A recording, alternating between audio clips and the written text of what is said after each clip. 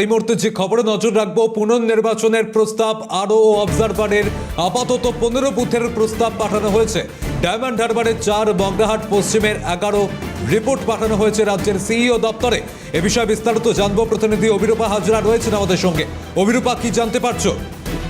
দেখো, রিপোর্টের আবেদন করা হয়েছে ডায়মন্ড হারবারের 4 বুথে এবং মগরাহাট পশ্চিমের 11 বুথে। আরও এবং অবজারভাররা রিপোর্ট দিয়েছে সিও অফিসে, তারপর সেটা পাঠানো হয়েছে ইসিআই তে। আপাতত 15 বুথের প্রস্তাব পাঠানো হয়েছে রিপোর্টের।